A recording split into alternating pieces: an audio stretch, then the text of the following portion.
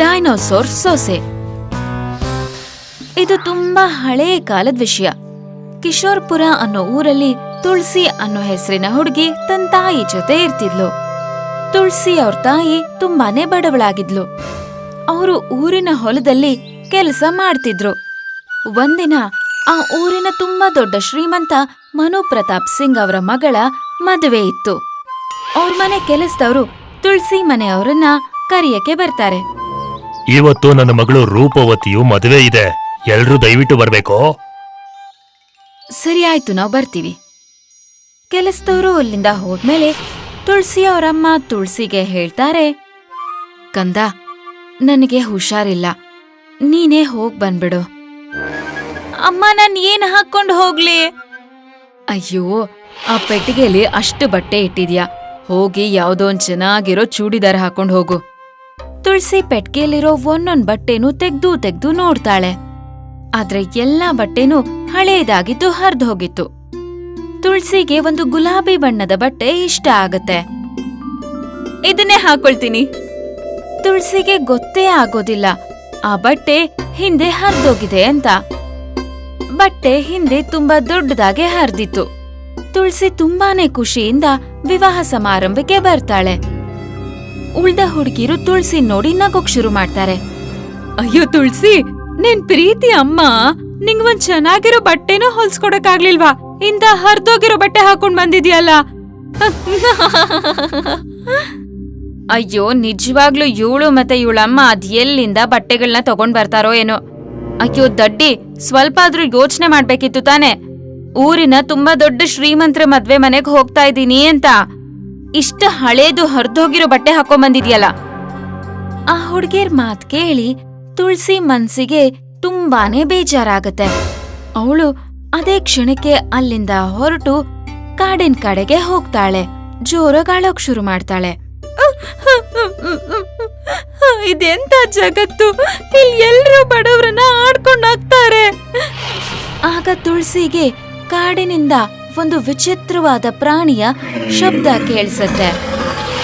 ಅವಳು ಕಾಡಿಗೆ ಹೋಗಿ ನೋಡ್ದಾಗ ಅಲ್ಲಿ ಒಂದು ಡೈನೋಸರ್ ಹೊಂಡಕ್ಕೆ ಬಿದ್ದು ಹೋಗಿರುತ್ತೆ. ಡೈನೋಸರ್ ಈಗ್ಲೂ ಇದೀಯಾ? ನಂಗನ್ಸುತ್ತೆ ಇದ್ಯಾವುದೋ ಹಳೇ ಕಾಲದ ಡೈನೋಸರೇ ಇರ್ಬೇಕು. ಹೇಗೋ ಇದು ಒಂದೇ ಒಂದು ಉಳ್ಕೊಂಡ್ಬಿಟ್ಟಿದೆ ಅನ್ಸತ್ತೆ. ತುಳಸಿ ಒಂದ್ ದೊಡ್ಡ ಮರದ ದಿಮ್ಮಿನ ಕಟ್ ಮಾಡ್ಕೊಂಡ್ ಬಂದು ಅದನ್ನ ಹೊಂಡಕ್ಕೆ ಹಾಕ್ತಾಳೆ. ಆ ಮರದ ದಿಮ್ಮಿ ಸಹಾಯದಿಂದ ಡೈನೋಸರ್ ಹೊಂಡದಿಂದ ಮೇಲ್ ಬರುತ್ತೆ. ತುಳಸಿ ಡೈನೋಸರ್ ಮೈ ಒರೆಸಿ ಅದಕ್ಕೆ ಹುಲ್ ತಿನ್ನಕ್ಕೆ ಕೊಡ್ತಾಳೆ. ಸದ್ಯ ಒಳ್ಳೇದಾಯ್ತು, ಇದು ಸಸ್ಯಾಹಾರಿ ಡೈನೋಸರ್. ಅವರಿಬ್ರು ನನ್ನನ್ ಎಷ್ಟ್ ಆಡ್ಕೊಂಡ್ ನಕ್ರು ಅಲ್ವಾ? ನಾಳೆ ಇಡೀ ಊರ್ ಮುಂದೆ ಅವರಿಬ್ರ ವಿರುದ್ಧ ಹೇಗ್ ಸೇಡ್ ತೀರಿಸ್ಕೊಳ್ತೀನಿ ನೋಡ್ತೀರಿ. ಮಾರನೇ ದಿನ ಬೆಳಗ್ಗೆ ಬಾವ್ರಿ ತನ್ ಮನೇಲಿ ಮಲ್ಗಿರ್ತಾಳೆ. ಆಗ ತುಳಸಿ ಡೈನೋಸರ್ ಮೇಲೆ ಕೂತು ಅವ್ರ ಮನೆಗ್ ಬರ್ತಾಳೆ. ಡೈನೋ, ಈಗ ನಿನ್ ಕೆಲ್ಸ ಶುರು ಮಾಡ್ಕೋ. ಡೈನೋಸರ್ ಮರವನ್ನ ಕಿತ್ತ ಹಾಕತ್ತೆ, ಹಾಗೆ ಪಕ್ಕದಲ್ಲಿದ್ದ ನಲ್ಲಿನೂ ಕಿತ್ತ ಹಾಕತ್ತೆ. ಮತ್ತೆ ತನ್ನ ತಲೆಯಿಂದ ಆ ಮನೆ ಗೋಡೆಗೆ ತುಂಬಾ ಜೋರಾಗಿ ಹೊಡೆಯೋಕ್ ಶುರು ಮಾಡತ್ತೆ. ಬಾವ್ರಿ ನಿದ್ದೆಯಿಂದ ಎದ್ದು ಬಿಡ್ತಾಳೆ. ಭೂಕಂಪ ಬಂದಿದೆ ಅಂತ ಅನ್ಸತ್ತೆ, ಓಡಿ! ಬಾವ್ರಿ ಮನೆಯಿಂದ ಹೊರಗ್ ಹೋಗ್ತಾಳೆ. ಯಾಕೆ? ನೀನ್ ನನ್ನ ಅವಾಗ್ಲೇ ಆಡ್ಕೊಂಡ್ ನಗ್ತಿದ್ದೆ. ಡೈನೋ, ಈಗ ತೋರ್ಸು ನಿನ್ ಚಮತ್ಕಾರನ. ಡೈನೋಸರ್ ಬಾವ್ರಿಗೆ ಜೋರಾಗಿ ಒದಿಯತ್ತೆ. ಬಾವ್ರಿ ದೂರ ಹಾರ್ಕೊಂಡೋಗಿ ಊರಿನ ನದಿ ಒಳಗೆ ಬೀಳ್ತಾಳೆ. ಆಮೇಲೆ ತುಳಸಿ ಡೈನೋಸರ್ನ ಕರ್ಕೊಂಡು ರೇಖಾ ಮನೆಗ್ ಹೋಗ್ತಾಳೆ. ಮತ್ತೆ ಅಲ್ಲೂನು ಎಲ್ಲ ಒಡ್ದ್ ಹಾಕ್ಬಿಡ್ತಾರೆ. ಬಾವ್ರಿ ಮತ್ತೆ ರೇಖಾ ಅವರ ತಾಯಿ ಆ ಊರಿನ ಸರ್ಪಂಚ್ರ ಹತ್ರ ಹೋಗ್ತಾರೆ. ಮತ್ತೆ ತುಳಸಿ ಬಗ್ಗೆ ದೂರ್ ಕೊಡ್ತಾರೆ. ನಡಿ, ತುಳಸಿ ಮನೆಗೆ ಹೋಗೋಣ. ತುಳಸಿ ಅವರಮ್ಮ, ತುಳಸಿ ಊರಿನ ಕೆಲವು ಮನೆಗಳಿಗೆ ತುಂಬಾ ನಷ್ಟ ಮಾಡಿದಾಳೆ. ನಷ್ಟವನ್ನ ತುಂಬಿಸ್ಕೊಡಿ, ಇಲ್ಲ ಅಂದ್ರೆ ತುಳಸಿನ ಊರ್ ಬಿಟ್ಟು ಓಡಿಸಿ. ಸರ್ಪಂಚ್ರೆ, ನಾನ್ ತುಂಬಾನೇ ಬಡ ಹೆಂಗಸು. ಇಷ್ಟೆಲ್ಲ ನಷ್ಟನ ನಾನು ಹೇಗ್ ಭರಿಸ್ಲಿ ಈಗ? ನನ್ನ ಮಗಳೇನೋ ಸ್ವಲ್ಪ ತರ್ಲೇನೆ, ಆದ್ರೆ ಬಾವ್ರಿ ಮತ್ತೆ ರೇಖಾ ಅವಳನ್ನ ತುಂಬಾ ಆಡ್ಕೊಂಡಿದ್ರಲ್ಲ, ಅದಕ್ಕೆ ಅವಳು ಹಾಗ್ ಮಾಡಿದ್ಲು. ಸರಿ, ಹಾಗಾದ್ರೆ ಅವಳು ಮದ್ವೆ ಮಾಡಿಸ್ಬಿಡಿ. ಮತ್ತ ಹಾಗೇನೆ ಅವಳು ತನ್ನ ಅತ್ತೆ ಮನೆಗೆ ಹೋಗ್ಬಿಡ್ಬೇಕಷ್ಟೆ. ಅಲ್ಲಿನವರು ಡೈನೋಸಾರ್ ಅಂದ್ರೆ ಹೆದರ್ಕೊಂಡಿದ್ದಾರೆ. ತುಳಸಿ ಅವರ ತಾಯಿ ಎಲ್ರೂ ಒತ್ತಾಯ ಮಾಡಿದ್ರು ಅಂತ ತುಳಸಿಗೆ ಮದ್ವೆ ಮಾಡಿಸ್ತಾರೆ. ತುಳಸಿ ಕಂಡ ಆನಂದ್ ಒಬ್ಬ ಬಡ ಕುಂಬಾರ ಆಗಿದ್ದ. ಅವನು ಮಣ್ಣಿನ ಮಡಕೆಗಳನ್ನ ಮಾಡೋ ಕೆಲ್ಸ ಮಾಡ್ತಿದ್ದ. ಒಂದಿನ ತುಳಸಿ ಅವ್ರಿಗೆ ಹೇಳ್ತಾಳೆ, ಇಲ್ ಕೇಳಿ, ನೀವ್ ಇದೇ ರೀತಿ ಮಡಕೆ ಮಾಡ್ತಿದ್ರೆ ನಾವ್ ಯಾವತ್ತೂ ಶ್ರೀಮಂತರೇ ಆಗೋದಿಲ್ಲ. ನೀವು ಊರಿನ ಜನರನ್ನೆಲ್ಲ ಡೈನೋಸಾರ್ ಮೇಲೆ ಸವಾರಿ ಮಾಡಿಸ್ತೀನಿ ಅಂತ ಹೇಳಿ, ಅದಾದ್ಮೇಲೆ ಅದಕ್ಕೆ ಹಣ ತಗೊಳ್ಳಿ. ತುಳಸಿ ಗಂಡಂಗೆ ತುಳಸಿ ಈ ಸಲಹೆ ಇಷ್ಟ ಆಗತ್ತೆ. ಮತ್ತೆ ಅವರು 50 ರೂಪಾಯಿ ತಗೊಂಡು ಒಬ್ಬೊಬ್ಬರನ್ನು ಡೈನೋಸಾರ್ ಮೇಲೆ ಸವಾರಿ ಮಾಡಿಸ್ತಾರೆ. ಹೀಗೆ ಅವ್ರ ವ್ಯಾಪಾರ ನಡೀತಿರುತ್ತೆ. ಕೆಲವು ದಿನಗಳಾದ್ಮೇಲೆ ಅವ್ರಿಗೆ ಆದಾಯನೂ ಹೆಚ್ಚಾಗತ್ತೆ. ಸ್ವಲ್ಪ ದಿನಗಳಾದ್ಮೇಲೆ ಆನಂದ್ ಹೊಸ ಮನೇನೂ ಕಟ್ಕೊಳ್ತಾರೆ. ಇದನ್ನ ನೋಡಿ ಆನಂದನ ಅತ್ತಿಗೆಗೆ ತುಂಬಾನೇ ಹೊಟ್ಟೆ ಕಿಚ್ಚಾಗತ್ತೆ. ನೋಡಿ, ಯಾವಾಗ ನಿಮ್ ತಮ್ಮನ್ ಮನೆಗೆ ಈ ಡೈನೋಸಾರ್ ಸೊಸೆ ಬಂದ್ಲೋ ಅವಾಗಿಂದ ಅವನು ತುಂಬಾನೇ ಶ್ರೀಮಂತ ಆಗ್ತಾನೆ ಇದ್ದಾನೆ. ನಾವು ಸುಮ್ನೆ ಅವನನ್ನ ಮನೆಯಿಂದ ಹೊರಗ್ ಹಾಕಿದ್ವಿ, ಅದ್ರಿಂದ ಅವನಿಗೆ ಯಾವ ತೊಂದ್ರೆನೂ ಆಗ್ಲೇ ಇಲ್ಲ. ಯೋಚನೆ ಮಾಡ್ಬೇಡ, ಇವತ್ ರಾತ್ರಿ ಆ ಡೈನೋಸಾರ್ ಕತೆನ ಮುಗಿಸ್ಬಿಡ್ತೀನಿ. ಅದ್ರ ಸವಾರಿ ಮಾಡ್ಸಿ ಸಿಕ್ಕಾಪಟ್ಟೆ ದುಡ್ಡು ಸಂಪಾದನೆ ಮಾಡ್ತಿದಾರಲ್ವಾ. ಆನಂದ್ ಅವ್ರ ಅಣ್ಣ ರಾತ್ರಿ ಕದ್ದು ಮುಚ್ಚಿ ಆನಂದ್ ಮನೆಗೆ ಬರ್ತಾರೆ. ಅವನು ಡೈನೋಸಾರ್ಗೆ ಮುದ್ದು ಮಾಡಿ ಅದಕ್ಕೆ ಒಂದಿಷ್ಟು ಹುಲ್ಗಳನ್ನ ತಿನ್ನೋ ಕೊಡ್ತಾನೆ. ಡೈನೋಸಾರ್ ಈ ಹುಲ್ಗಳನ್ನ ತಿನ್ನೋದ್ರಲ್ಲಿ ಮಗ್ನ ಆಗಿರ್ಬೇಕಾದ್ರೆ ಅದ್ರ ಬಾಯನ್ನ ಹಗ್ಗದಿಂದ ಕಟ್ಟಿಬಿಡ್ತಾನೆ. ಯಾಕಂದ್ರೆ ಡೈನೋಸಾರ್ ಕೂಗ್ಬಾರ್ದು ಅಂತ. ಆಮೇಲೆ ಅವನು ಡೈನೋಸಾರ್ ಹೊಟ್ಟೆಗೆ ಚಾಕುವಿಂದ ಚುಚ್ಚಿಬಿಡ್ತಾನೆ. ಡೈನೋಸಾರ್ ಆನಂದ್ ಅವರ ಅಣ್ಣಂಗೆ ಜೋರಾಗಿ ಒದ್ದು ಬಿಡುತ್ತೆ. ಅವನು ದೂರ ಹಾರಿ ಕಾಡ್ವಳಗ್ ಹೋಗಿ ಬೀಳ್ತಾನೆ. ನರಿಗಳು ಆನಂದ್ ಅವ್ರ ಅಣ್ಣನ್ನ ತಿಂದು ಬಿಡುತ್ತೆ. ಬೆಳಿಗ್ಗೆ ತುಳಸಿ ಎದ್ದಾಗ, ಅಯ್ಯೋ ದೇವ್ರೆ, ಈ ಡೈನೋಗೆ ಏನಾಯ್ತು? ಡೈನೋಸಾರ್ ನೆಲದ ಮೇಲೆ ಬಿದ್ದು ಹೋಗಿತ್ತು. ಅದು ಸತ್ತು ಹೋಗಿತ್ತು. ಯಾರೋ ನನ್ ಡೈನೋನ ಸಾಯಿಸ್ಬಿಟ್ಟಿದ್ದಾರೆ. ಆಮೇಲೆ ಅವಳು ಗೊತ್ತಾಗುತ್ತೆ ಆ ಡೈನೋಸಾರ್ನ ಹಿಂದೆ ಆ ಡೈನೋಸಾರ್ನ ಮರಿ ಇತ್ತು ಅಂತ. ನಂಗನ್ಸುತ್ತೆ ಇದು ತಾಯಿ ಡೈನೋಸಾರ್ ಇರ್ಬೇಕು. ನಿನ್ನೆ ರಾತ್ರಿಗೆ ಮಗುಗೆ ಜನ್ಮ ಕೊಟ್ಟಿರ್ಬೇಕಿದ್ದು. ನಿನ್ ನಿಜವಾದ ತಾಯಿಯೇನೋ ಸತ್ ಹೋಗಿದಾಳೆ.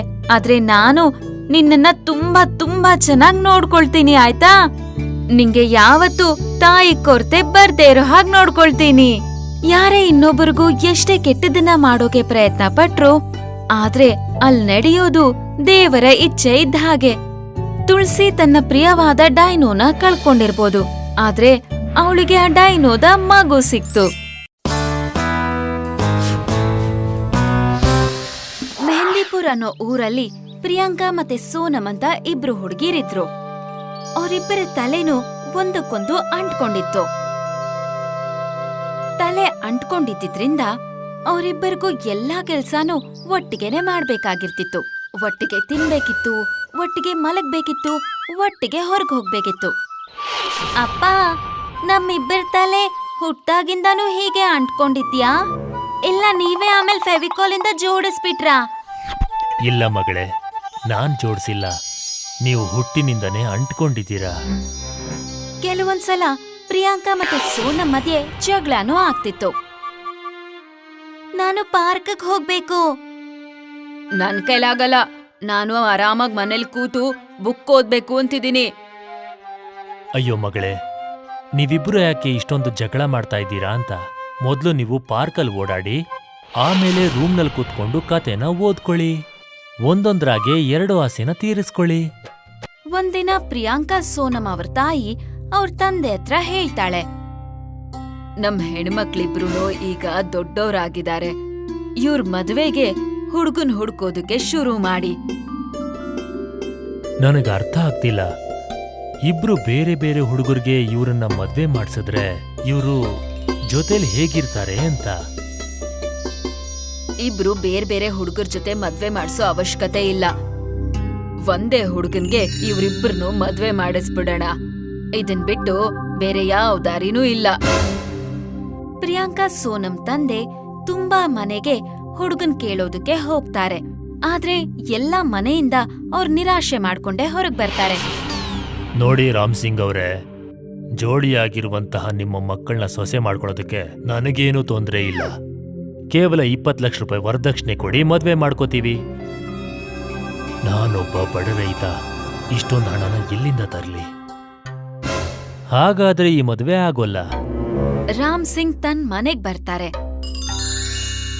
ನಾನು ಎಷ್ಟೊಂದ್ ಜನನ್ನ ಕೇಳ್ ನೋಡ್ದೆ, ತಲೆ ಅಂಟ್ಕೊಂಡಿರೋರ್ನ ಸೊಸೆ ಮಾಡ್ಕೊಳ್ಳೋದಕ್ಕೆ ಯಾರಿಗೂ ಇಷ್ಟ ಇಲ್ಲ. ಒಬ್ಬರಿಗೆ ಇಷ್ಟ ಇದೆ, ಆದ್ರೆ ಅವರು ತುಂಬಾನೇ ಹಣ ಕೇಳ್ತಿದ್ದಾರೆ. ನನಗಂತೂ ಅರ್ಥನೇ ಆಗ್ತಿಲ್ಲ ಏನ್ ಮಾಡೋದು ಅಂತ. ಅಪ್ಪ, ನೀವ್ ಚಿಂತೆ ಮಾಡ್ಬೇಡಿ, ನಾವು ಮದ್ವೆ ಮಾಡ್ಕೊಳ್ದೆ ಹಾಗೆ ಇದ್ಬಿಡ್ತೀವಿ.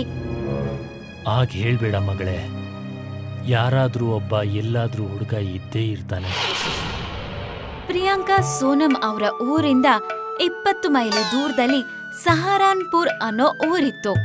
ಅಲ್ಲಿ ಚಿಂಟು ಮತ್ತೆ ಚಮನ್ ಅನ್ನೋ ಇಬ್ರು ಫ್ರೆಂಡ್ಸ್ ಇದ್ರು. ಇಬ್ರು ಊರಲ್ಲಿ ತುಂಬಾನೇ ಖುಷಿಯಾಗಿರ್ತಿದ್ರು. ಇವತ್ತು ಯಾರ ಹೊಲದಲ್ಲಿ ತಿನ್ನೋಣ? ಇವತ್ತು ರಾಮದಾಸ್ ಅಂಕಲ್ ಹೊಲದಲ್ಲೇ ತಿನ್ನೋಣ. ಆದ್ರವರು ತನ್ನ ಹೊಲನ ಕಾಯೋದಕ್ಕೋಸ್ಕರ ತನ್ನ ಹೊಲದಲ್ಲೇ ಅವರು ಮಲ್ಕೋತಾರೆ. ಏನು ಪರವಾಗಿಲ್ಲ, ಅವರನ್ನ ಹೊಲದಿಂದ ಓಡಿಸೋದಕ್ಕೆ ನನಗೆ ಒಳ್ಳೆ ಉಪಾಯ ಇದೆ. ಚಿಂಟು ಮತ್ತೆ ಚಮನ್ ಅವ್ರ ತಲೆ ಮೇಲೆ ಭಯ ಪಡಿಸೋಂತ ಮಡ್ಕೆಗಳನ್ನ ಹಾಕೊಳ್ತಾರೆ. ಮತ್ತೆ ಅವರು ಬೆದ್ರ ಬೊಂಬೆ ತರ ವೇಷಗಳನ್ನ ಹಾಕೊಂಡು ನಿಧಾನವಾಗಿ ರಾಮದಾಸ್ ಅವರ ಹೊಲದ ಕಡೆಗೆ ಹೋಗ್ತಾರೆ. ಆದ್ರೆ ಅಲ್ಲಿ ರಾಮದಾಸ್ ಅವರು ಗೋರ್ಕೆ ಹೊಡ್ಕೊಂಡ್ ನಿದ್ದೆ ಮಾಡ್ತಿರ್ತಾರೆ. ಎದ್ದೇಳು ರಾಮದಾಸ್. ರಾಮದಾಸ್ ಅವರು ಕಣ್ಬಿಟ್ ನೋಡ್ದಾಗ ಅವ್ರ ಎದುರಿಗೆ 2 ಬೆದರ್ ಬೊಂಬೆ ವೇಷ ಹಾಕಿರೋ ವ್ಯಕ್ತಿಗಳು ನಗೋದನ್ನ ನೋಡ್ತಾರೆ. ಅಯ್ಯೋ, ಯಾರಾದ್ರೂ ಕಾಪಾಡಿ. ಚಿಂಟು ಮತ್ತೆ ಚಮನ್ ಮಡ್ಕೆನ ತೆಗ್ದು ಹಾಕಿ ನಗೋದಕ್ ಶುರು ಮಾಡ್ತಾರೆ. ಇವತ್ತು ಸಿಕ್ಕಾಪಟ್ಟೆ ಕಬ್ಬು ತಿನ್ನಬಹುದು. ಮರ್ದಿನ ಚಿಂಟು ಮತ್ತೆ ಚಮನ್ ಇಬ್ರು ಮಾತಾಡ್ತಾ ಇದ್ರು. ನಾವು ಮದ್ವೆ ಆದ್ಮೇಲೆ ಬೇರೆ ಬೇರೆ ಆಗ್ಬಿಡ್ತೀವೋ? ಬಹುಶಃ ನಾವು ಮದ್ವೆ ಆದ್ಮೇಲೆ ಇದೇ ರೀತಿ ಮೋಜು ಮಸ್ತಿ ಮಾಡ್ಕೊಂಡಿದ್ದಿದ್ರೆ ಎಷ್ಟು ಚೆನ್ನಾಗಿರ್ತಾ ಇತ್ತು. ಆದ್ರೆ ನಮ್ಮ ಹೆಂಡತಿಯರು ನಮ್ಮನ್ನ ಜೊತೆಲಿರೋದಕ್ ಬಿಡೋದಿಲ್ಲ. ಸರಿಯಾಗಿ ಹೇಳ್ದೆ, ಈ ಹುಡುಗಿರೇ ಹೀಗೆ ಸ್ನೇಹನ ಮುರಿದಾಕ್ಬಿಡ್ತಾರೆ.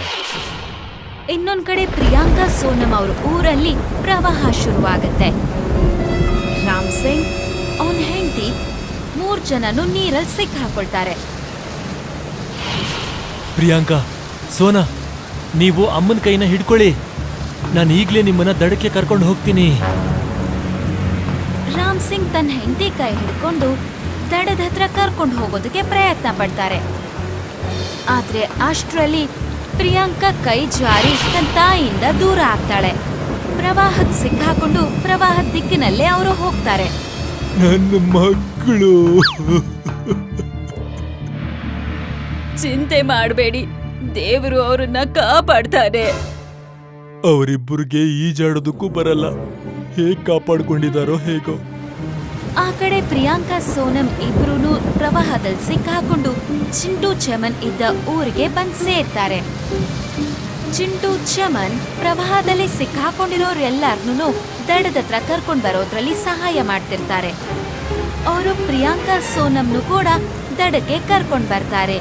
ಬಂದ್ ನೋಡಿದ್ಮೇಲೆ ಅವ್ರಿಗೆ ತುಂಬಾ ಆಶ್ಚರ್ಯ ಆಗತ್ತೆ.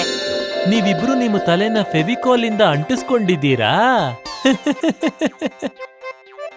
ಇಲ್ಲ, ನಾವ್ ಹುಟ್ಬೇಕಾದ್ರೂ ಹೀಗೆ ಇದ್ವಿ.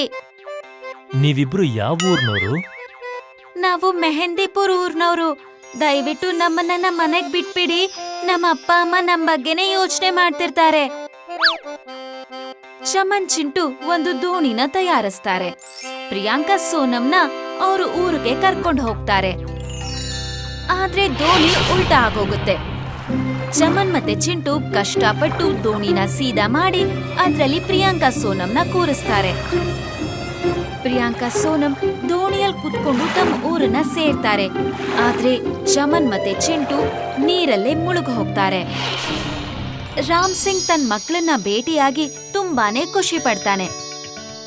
ಅಮ್ಮ, ಅಪ್ಪ, ನಮ್ಮನ್ನ ಯಾರೆಲ್ಲಿ ತನಕ ಕರ್ಕೊಂಡ್ ಬಂದ್ರೋ ಅವರು ನದಿಯಲ್ಲೇ ಮುಳುಗ್ ಹೋದ್ರು. ದಯವಿಟ್ಟು ಅವ್ರನ್ನ ಹುಡುಕ್ಸಿ. ಊರಿನ ಕೆಲವು ಜನರು ಚಮನ್ ಮತ್ತೆ ಚಿಂಟುನ ನದಿಯಲ್ಲಿ ಹುಡುಕೋದಕ್ಕೆ ಹೋಗ್ತಾರೆ. ಸ್ವಲ್ಪ ಹೊತ್ತಾದ್ಮೇಲೆ ಅವರು ಚಮನ್ ಮತ್ತೆ ಚಿಂಟುನ ನದಿಯಿಂದ ಹೊರಗ್ ಕರ್ಕೊಂಡ್ ಬರ್ತಾರೆ. ಅವರಿಬ್ಬರಿಗೂ ಜ್ಞಾನ ಇರೋದಿಲ್ಲ. ಊರಿನವರೆಲ್ಲ ಅವ್ರ ಹೊಟ್ಟೆ ಒತ್ತಿ ಅವ್ರ ಹೊಟ್ಟೆಲಿದ್ದ ನೀರನ್ನ ಹೊರಗ್ ತರ್ತಾರೆ. ಆಗ ಚಮನ್ ಮತ್ತೆ ಚಿಂಟುಗೆ ಪ್ರಜ್ಞೆ ಬರುತ್ತೆ. ನೀವಿಬ್ರು ನನ್ನ ಮಕ್ಕಳನ್ನ ಕಾಪಾಡಿದೀರಾ. ನಿಮ್ಮ ಸಹಾಯನ ಯಾವತ್ತೂ ಮರೆಯಲ್ಲ. ನಾವ್ಯಾಕೆ ಇವರಿಬ್ರಲ್ಲಿ ಒಂದೊಂದು ಹುಡುಗಿನ ಮದ್ವೆ ಮಾಡ್ಕೋಬಾರ್ದು? ಇವರಿಬ್ರು ಜೊತೆಲೇ ಇರ್ತಾರೆ, ಮತ್ತೆ ಇವರಿಂದ ನಾವು ಕೂಡ ಯಾವಾಗ್ಲೂ ಜೊತೆಲಿರಬಹುದು. ಸರಿಯಾಗಿ ಹೇಳ್ದೆ. ಚಮನ್ ಮತ್ತೆ ಚಿಂಟು ರಾಮ್ ಸಿಂಗ್ ಅವ್ರ ಮುಂದೆ ಪ್ರಿಯಾಂಕಾ ಮತ್ತೆ ಸೋನಂನ ಮದ್ವೆ ಆಗ್ತೀವಿ ಅಂತ ಹೇಳ್ತಾರೆ. ರಾಮ್ ಸಿಂಗ್ ತುಂಬಾನೇ ಖುಷಿಯಿಂದ ಪ್ರಿಯಾಂಕಾ ಮತ್ತೆ ಸೋನಂ ಮದ್ವೆನ ಚಮನ್ ಮತ್ತೆ ಚಿಂಟು ಜೊತೆ ಮಾಡ್ಕೊಡ್ತಾರೆ.